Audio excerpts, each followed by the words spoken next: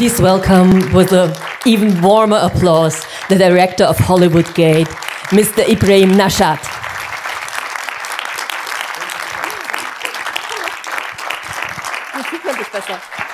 Sollen wir lieber hier sitzen? Magst du lieber sitzen? Ja. Okay. Hier können die Leute auch sitzen. Seht ihr uns da noch mit dem? Wenn wir hier sitzen, das ist okay für euch alle? Okay. Okay. We will do the Q&A in English because, as I mentioned before, we will record the Q&A for our YouTube channel and for our website so that everybody can follow what we're talking about. It's so great that you're here despite the operation you had most recently. So thank you for coming to Munich for the German premiere of HOLLYWOODGATE. Of course, the film has been screened internationally. The world premiere was at Venice last year, and then it was also screened at ITFA in Amsterdam and at Zurich Festival and many, many other festivals. And we are so happy to have the German premiere of HOLLYWOODGATE here at the DOK.fest in Munich. The obvious question is, how at all did you get access to this group of Taliban? What was the story that you told them? What was the deal that you did with this kind of devilish people to be able to shoot them and to live through all these permanent dangers of we will kill him and he will die soon and all the things that get mentioned in the film? How did you manage? Thank you so much, first of all, for having me and for coming and doing the Q&A with me. And thank you all for coming for the film, staying for the Q&A, and it really means a lot to finally have our German premiere, considering that I live now in Berlin for over 6 years. Half of my family is German, hopefully in the future, and and it really means a lot to finally have our German premiere. It's like premiere at home, because especially the movie is already a German production, it's not a foreign production to here. So I'm very happy to be here, and yeah, it's good. It's not so bad. And regarding the access, so I spent over 10 years working on journalism, filming with a lot of world leaders, and that has allowed me somehow to get to understand the way of approaching people in power, which is always through a middleman. And when Taliban took over the power, we started to try to approach the middleman that was bringing them to the TV channels. So you see Taliban is coming on BBC, who's bringing it to the BBC, you call the BBC, and it's like, it's this guy, it's this guy, it's this guy. So you contacted the same guy, got an access. He said, come to Afghanistan. They would like you to film them, considering your big CV, filming with world leaders and all of this. And then when I got there, the middleman disappeared, and I was all by myself in there.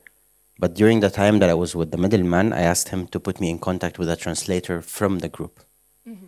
So I found myself with a Talibani in Afghanistan with nothing to film, trying to knock every door. Nobody was accepting us. And then I almost ran out of money. So I told the translator, hey, I have nothing else here to do. I don't think my story is going to work. I'm going to leave. And he said, but why would you leave without filming anything? Maybe you could just film a small story. Film with some of the small guys. And I said, which kind of guys? He said, my cousin has been relocated to the airport, so maybe you can go and film something small about him.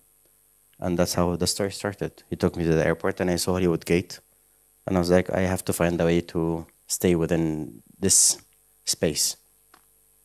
I met Mukhtar first, and Mukhtar is the lieutenant, the younger guy, and he said, yeah, I would love that you film with me. He's full of himself, happy, coming out of war, you're very euphoric.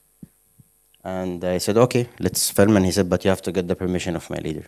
And a leader gets to a leader gets to a leader, until I met with Maulay Mansour, who was at the beginning also very happy to film. The thing is, it was not as hard to get the access, but the hardest part was keeping the access. Because by the time Taliban started to show their true colors, they started to change. And then the story started to get harder. But from the first day, I told them I want to stay for 1 year. So whenever they make things hard for me, I say, okay, there's no story. All of this filming that I've done is for nothing. So you have to find a way. And I keep insisting in going into different doors. And it became much harder that every day there's a new leader. But yeah, with keeping the same story, I think that I'm here for 1 year to show the world what I see.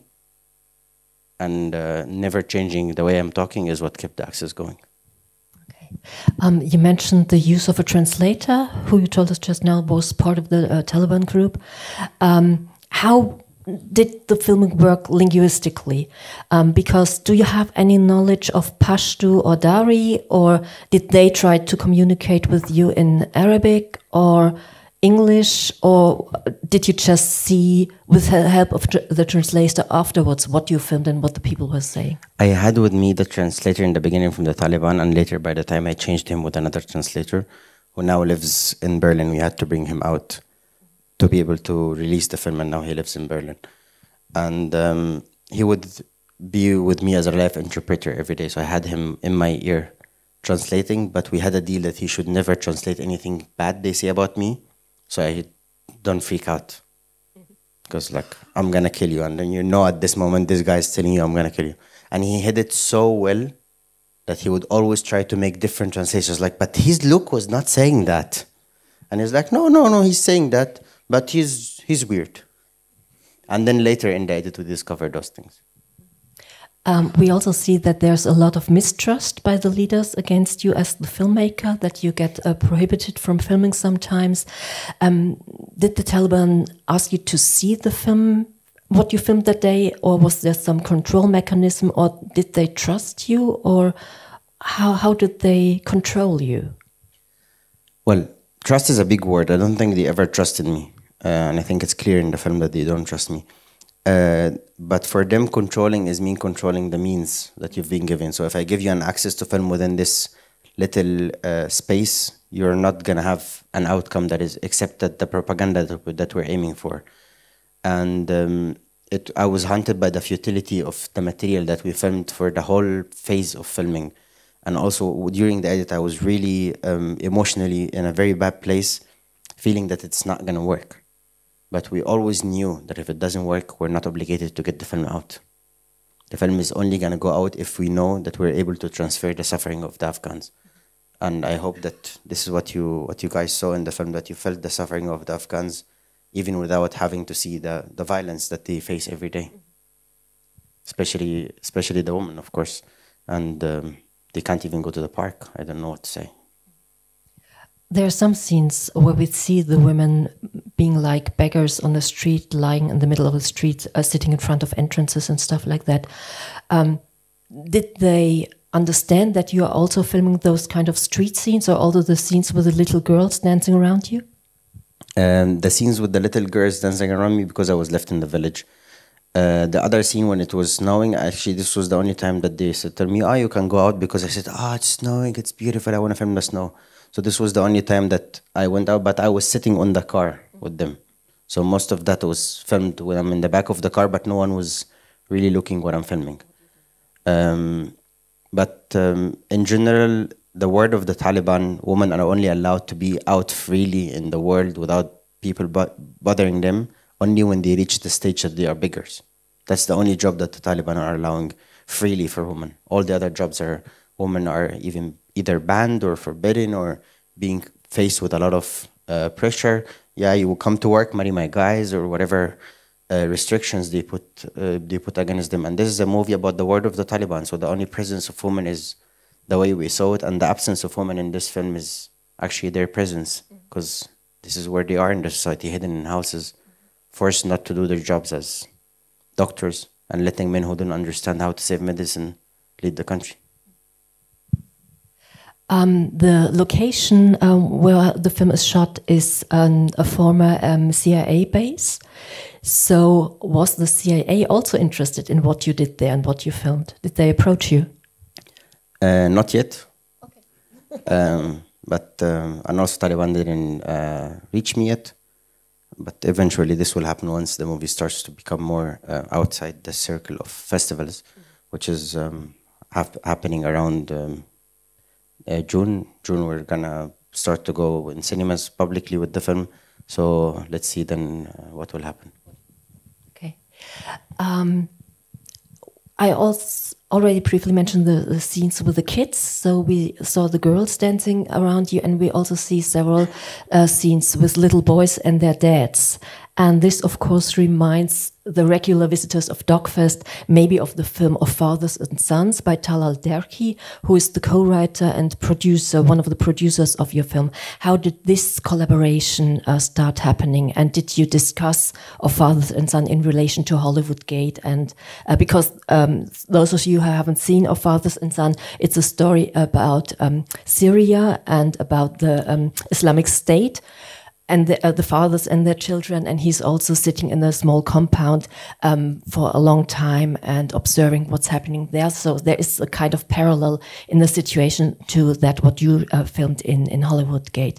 So how did the collaboration happen, and did you discuss back and forth the two films? I was the editor of Talal's last film, Under the Sky of Damascus, which I co-edited with Mariam Tour, who's our editor as well, and the film was directed by Talal and Heba, Khalid, and Ali. And during the work that we were working on the other film, the situation in Afghanistan happened, and we were both very frustrated, and somehow something was happening to us. We were not able to work watching this footage of the airport and how crazy they were, especially those two people that hanged themselves on the tires of an airplane to try to just leave, and they fell from the airplane. It was very horrific for us, and we said, hey, I want to do something about Afghanistan. I think I'm able to do it. And he said, yeah, but what will you do? Make another movie like all the movies that comes, people who survive from the bad Talibans and come to the West who are like open and freedom and all of these, well, we know it's titles we use. So that's not going to be the right story. I said, but how about if I do a story about the Taliban? He said, yeah, in that case, we can try to find a way, but can you really get an access? So we started from the very first second. Idea came when we were working together, and we started to work on it from the very first second. And of course, his experience, having lived through that, has helped me a lot. And the most important thing that he told me, that he said, remember that when things gets really hard around you, to look inside your monitor and see what you're filming, because you know only your camera is capturing that, and this is a moment that's going to live forever. Your fear is going to go away, but this moment will live forever. Of course, later I knew that this is ADHD and I have hyperfocus like he does. And we focus on the camera because this is our hyperfocus, and we get lost of the world that's around us. But this was very helpful, and he was very present in every day. It's a very collaborative work. This is not a job of one person. Or I was in Afghanistan with Adel, the translator, yes. But to have made this film, it was a collaboration of a team that is people who I never even dreamt of meeting and sitting and having a master class with, and suddenly I find them sitting in the edit, like our editor Atanas Georgiev, who did the movie Honeyland, one of the masterpieces of documentary cinema, and he's sitting with me in the edit with our other editor Mariam Tour, and we're editing. I'm like, I'm editing with this man. These things doesn't come to my mind. Or working with Shane Boris and Odessa Ray, who did recently Navalny. And Shane did Fire of Love and did Edge of Democracy. It's people who really come from a place that it was, making this film was for me a master class every day. And having done like the sound and the music and all of that done by the team that did All Quiet on the Western Front. So I was really learning a lot working on this. Yeah.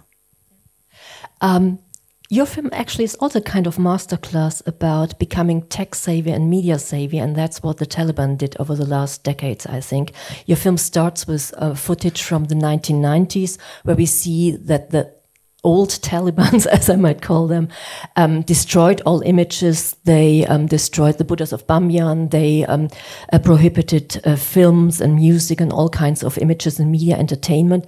And now we see them kind of shooting a film themselves. There was a film within the film kind of scene, and over the year when you observed them, I had the impression that they became more and more tech savvy. Maybe some of you have also seen those scenes that were shot at the gym on TikTok or on other social media, because it has almost become a kind of meme, Taliban at the gym, the scenes that you show. So how did you observe this media saviness of the new Taliban?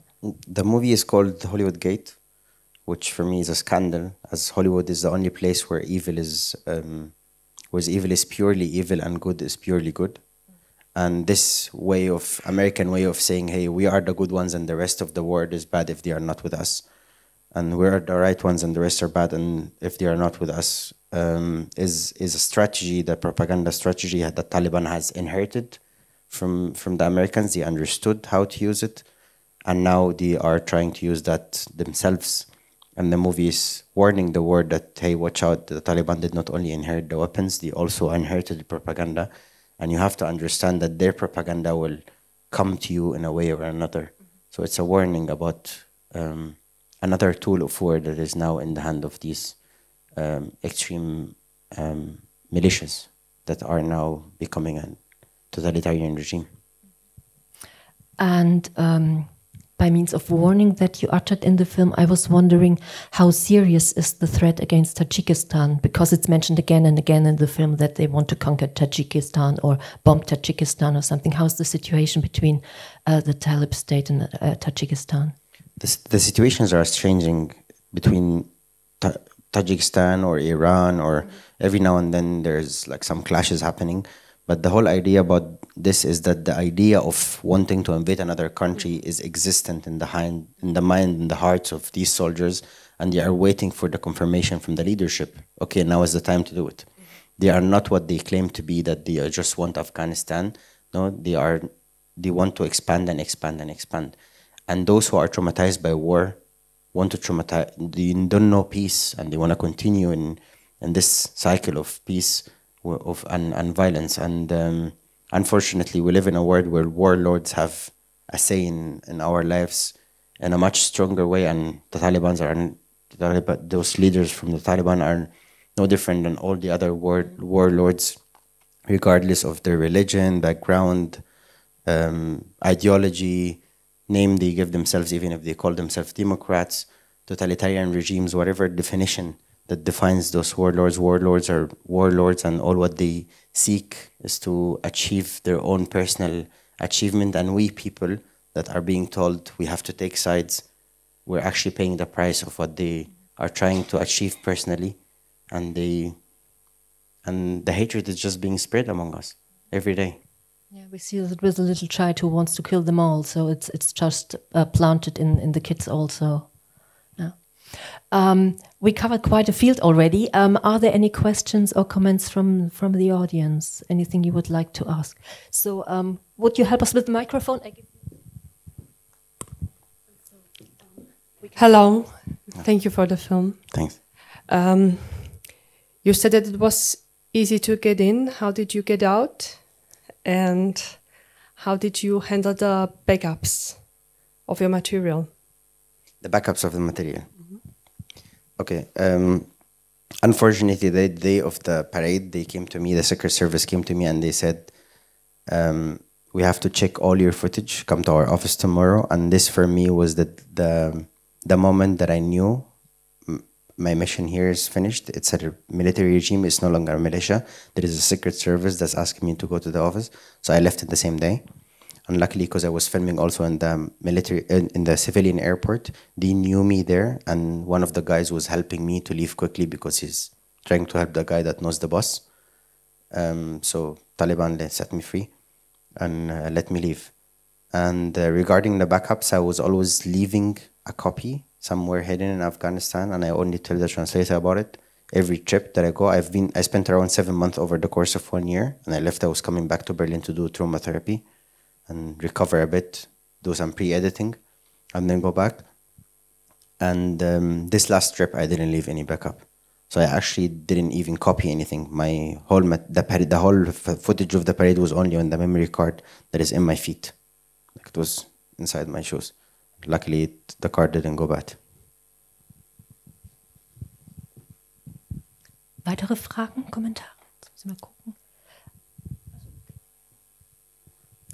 Ein Moment, das Mikro ist auf dem Weg, ist gleich da.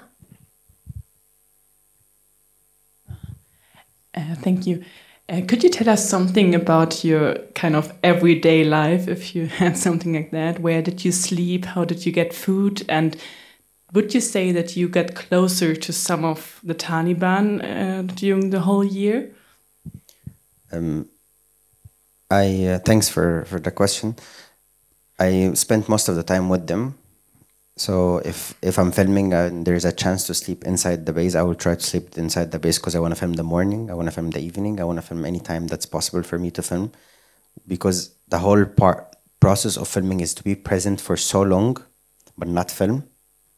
So they are relaxed around me, and then I'm able to film. Also, they are mainly very generous people, and it's culture of Afghanistan. Afghans are very generous in general. So whenever someone has food, they will give you food. This is part of the culture, and Taliban are Afghans at the end.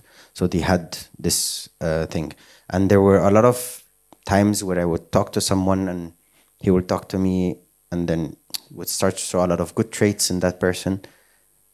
And I was started to sympathize with some people of them. So when I was going back to therapy, I told her, hey, I feel like I'm being brainwashed here.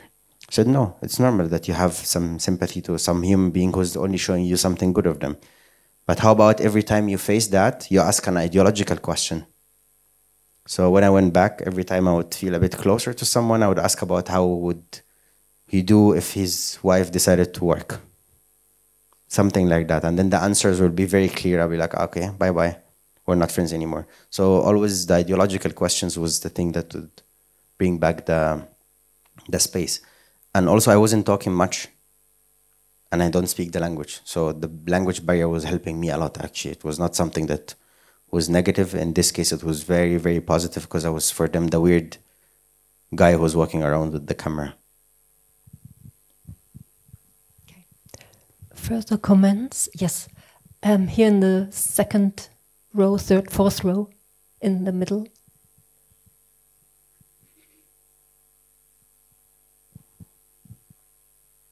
Thanks. Thank you. Yes, please. Well, first of all, thank you and your team for your hard work and dedication. So what I was wondering is, what was your hardest time? Because you already mentioned trauma and therapy. What was the hardest thing or time which you had to endure? I would rather answer this by saying that my suffering in there is a choice. I decided to go there. I decided to do this journey. I decided to make the film. But the Afghans don't have this choice.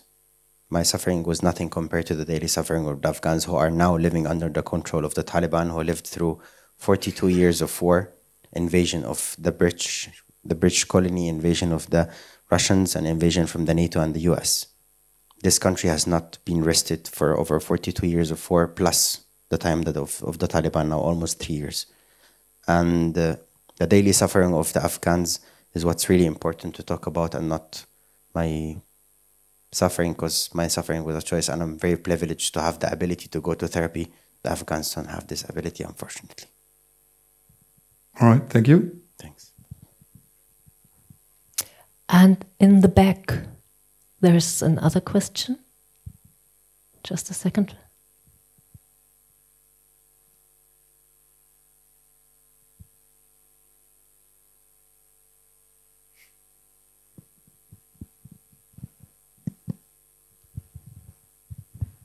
First of all, a deep respect for your courage, for your work.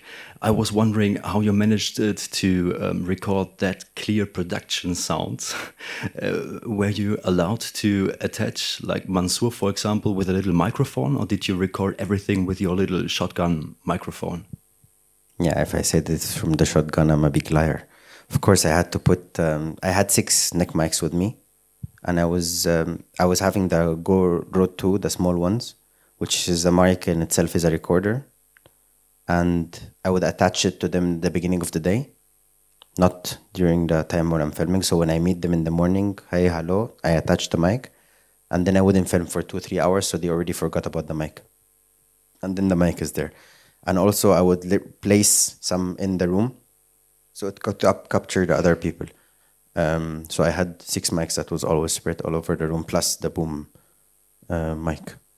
Wow, respect. It's a lot of work for the sound. Frank Rosa, also, he did All Quiet on the Western Front. He did Citizen 4. He's a brilliant, amazing sound designer that I brought him the sound that sounds like coming from everywhere. And then he said, okay, come after 1 week. And I came after 1 week. I was like, what is this? So I cannot take really the whole credit for the sound because I worked with brilliant sound designer and brilliant sound mixer, Ansgar Friedrich, who's one of the top ones here in Germany from Basis Berlin. So props to your team. Thank you. Thanks. Any further questions? See, was there the hand? No, here in the middle. In the middle is, yeah, thanks. Thank you so much for Thanks. that film. It was very impressive. For me, it was also, I think, the first time that I saw footage from Afghanistan after the takeover of the Taliban. So I think it's insanely brave what you did. So chapeau. You said that you will show the film in cinemas and all of that. Do you think there will be, or like, what do you hope to get? What kind of reactions do you hope to get from it? Or like, I was personally very shocked to see what the Americans and probably every other country that was stationed in Afghanistan left behind. I mean, also the German base was not properly evacuated afterwards because everyone left in a hurry. So what do you hope to have a political international reaction to your movie maybe? I hope that the world would understand that the forever war mentality is a failure, and you cannot respond to a trauma that happened to you by conducting a war that kills a lot of civilians as collateral damage, and hope that this will bring an end to terrorism, because terrorism, as we saw in the history of Afghanistan, was never ended, and it's much stronger now. And all the weapons that were shipped to them to fight them are now in their hands. And the people that they were claimed to be protected by the Americans and the NATO are now under the Taliban, and even those who participated and helped the Americans and the NATO during their mission are now under the Taliban. And the world is forgetting about the Taliban. Nobody wants to talk about it anymore.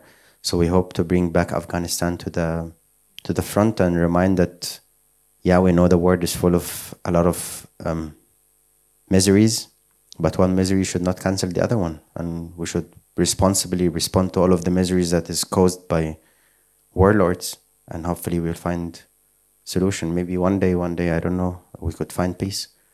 And it's really important to also understand that on the other side, Taliban understand what propaganda is, and they will try to use this tool. So the terrorism has not ended, but has become much stronger. So maybe we can find a different solution other than war. Maybe.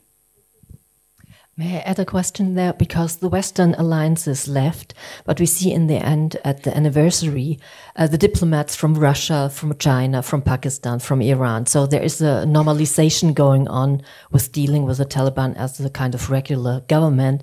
And I just read a headline the day before yesterday that the Afghani government, the Taliban, they are trying to develop the tourism sector now and trying to bring tourists to Afghanistan. They have been trying for a very long to bring tourists. So and Afghanistan is a beautiful, beautiful country. And Taliban is another totalitarian regime, like all of the other totalitarian regimes that are being left. So some countries are accepting them, some countries are not accepting them. But acting like they don't exist, which is the West is doing at the moment. In Germany, do you ever read any news about Afghanistan? No, it doesn't exist. Taliban don't exist. No, it exists. They do exist, they rule the country, and Afghans are suffering every day because of the actions of participation of the West in the country. So the solution has to come from the West, because the problem is caused at the moment strongly by the West. So we hope the West will find a solution rather than shutting an eye, acting like nothing has happened. That's already strong last words, I would say. Are there any more questions? There's another one. Yes, please. In the first row. Yeah, great. Yeah, I want to ask you about editing process, which kind of struggles you had, or if there are some plots that you decide, oh, it doesn't pass, and yeah. We had around 220 hours of material. Of course, we didn't film only with those two characters. We had other 3 characters that we were trying different ways to bring them in. One of them, if I'm gonna give him a title, has the word liar here written. He would say something and then the next second does the opposite. It was a brilliant character. We had to get him out because he was not serving this story. Because the moment we found the storyline, which is how did they find the weapons, what they try to do, how do you plan to fix the weapons, and what they plan to do with the weapons, the storyline became about the weapons.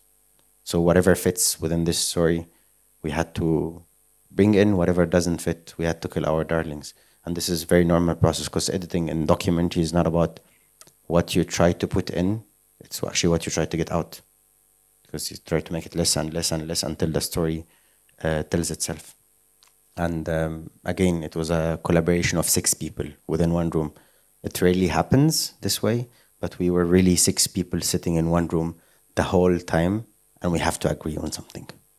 This is how it worked until the last day. And it only worked when we all looked at each other and cried at the end of the screening and hugged each other and felt our pain of war transformed into this movie. And this was the moment that we, regardless of our backgrounds, because we come from all backgrounds, we faced war from different directions, Americans, Canadians, Syrian, Egyptian, Macedonian, Swiss, we come from all different backgrounds, Mormon from Germany, totally different backgrounds, and we faced war in our own ways, but this represented the pain that we all faced. So this is when we decided, okay, this is the cut that works. How long did this take, this process of editing? A year. Any more questions? Yeah, here in the middle again.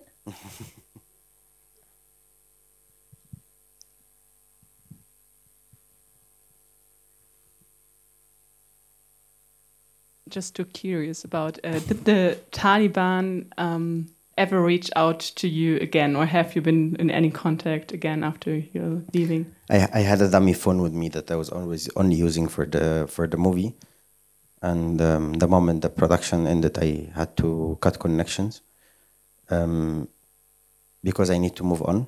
This was the end, and they knew from the beginning that I'm only here to do work. I'm not here to befriend you. I'm not here to be part of your life. I'm here only to make this movie. I want to stay in your life for 1 year, make a movie and leave. And also they understand propaganda, so they never asked me, hey, when you finish the last screening, come and show us the material. Because they told me, we know the moment you leave the country, we have no control over you. So they haven't spoken to me since then. And there's one more question, yeah? Yeah. So are you kind of afraid of the Taliban, like, seeing the footage and sometimes like getting a way of reaching out to you, like portraying them in a bad situation in their point of view? Well, I told them in the beginning, I'm going to show the world what I see without trying to make you look good or bad. I'll show what I saw and show the world what I saw. And that's what I did. They like it, they dislike it, it's up to them. Regarding fear, the moment you take such a risk, you know you're putting your life in risk. You're going to live for the rest of your life with that. And you have to find peace with that choice that you made. And I think I'm peaceful with the choice that I made. We are taking all the precautions needed. So if something might happen, we have a lot of support, hopefully, for nothing to happen to me. But I also live with peace with the idea that I took a risk and I have to live the rest of my life bearing that risk. Well, that's it's very brave. Thank you. Thanks. On the issue of risk-taking, in the large thank you section, there are some familiar names like Christo Grossev, Daniel Roher, and some other people from the Navalny team. We will show in memoriam of Alexei Navalny, the film Navalny again, which was our opening film 2 years ago. How did the collaboration between Navalny and HOLLYWOODGATE and you happen and come about? I think we were very lucky to have met Odessa and Shane while they were touring the world with Navalny, and also Diane Baker, our executive producer, who the 3 of them became part of this film. And when they won the Oscar, that has financially helped us a lot to find the finances for this movie, because they've become the Oscar winners.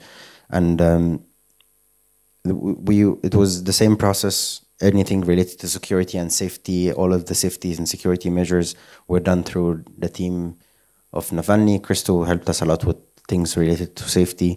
Daniel had to watch a cut from the movie and give us his feedback. It's kind of a continuation. I believe, and if you make such risky films, you're very lucky if you are able to work with such thing. And the very important thing, whoever wants to make such a risky film, you have to make sure that it's very important that you have to do therapy, because you have to understand if you really are suicidal or you're just making a film. Is it all or none? What is what's in your head? And you need to really understand those answers and find the real why are you doing what you're doing. And all of that has to be done through therapy. And there's a lot of therapy funds for people who go to risky places. And surround yourself with a team that understands how to transform your material into something useful, because you could risk your life and then come with material that you make a very bad movie.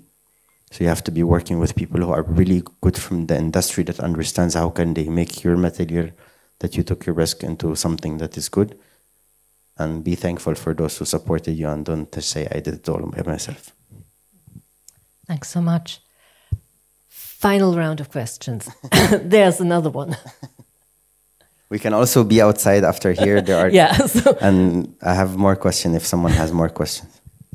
I'm happy to answer all of them. Yeah, you took quite something on you. I mean, you lived 1 year with those people. Were there moments where you, where you start to feel closer to them? Even while they obviously do a lot of, unspeakable things. Yeah, I've already told her that when I felt a lot of closeness, not a lot of closeness, there was sometimes one guys I would want to really hold him like this and say, what are you doing here? It's a group. It's a group like a hand. It's not a good one to say, but it's like a hand. Every finger is different. But unfortunately, these fingers, that one of them might be useful, one of them might not be useful. But each finger of these is on its own could have some good traits, but as a group they are connected by the hand, and the hand has to do everything for them. And the whole ideology of the hand is not the right one. But individualism, you might find someone good, might find someone bad, but in general they all have to follow and obey the rules. So it's not about the individuals anymore. HOLLYWOODGATE is only in the cinemas at DOK.fest. It's not on our digital screen. Are there any plans, or is there a cinema date set already? Will you bring the film to the States for the next Oscar entry or something like that? What are the plans? What's the next steps for HOLLYWOODGATE? Well, this is the job of the producers. It's not mine, so I hope they do their best. But yeah, there will be some announcements hopefully soon. But we've been in around like 30 festivals. We've been in many places. We have a lot of festivals lined up for us now, and yeah, let's hope for the best. And what's important is that people really get to watch the film and talk about Afghanistan, and not forget that this problem is existing today in our world, although there are much worse problems that we are facing, but we have to still remember that this is also there. There are 3 more screenings of HOLLYWOODGATE here at the DOK.fest. The next one is tomorrow at 6:00 p.m. At Atelier 1, and you will be there for the Q&A as well, and then there will be 2 more screenings. I would also draw your attention to Kamai, which is another film about Afghanistan, about the discrimination of Hazara people, which is also a screening on Friday at 6:30 here at HFF Kino 2. And the aforementioned Navalny in Memoriam screening is on Friday the 10th of May at 8:30 here in the auditorium of the HFF. Thanks for your interest. Thanks for coming and the many, many questions and the huge interest in your film. And most of all, thank you, Ibrahim Nashat, for the film and for being here with us in Munich. Thank you for having me. Thanks.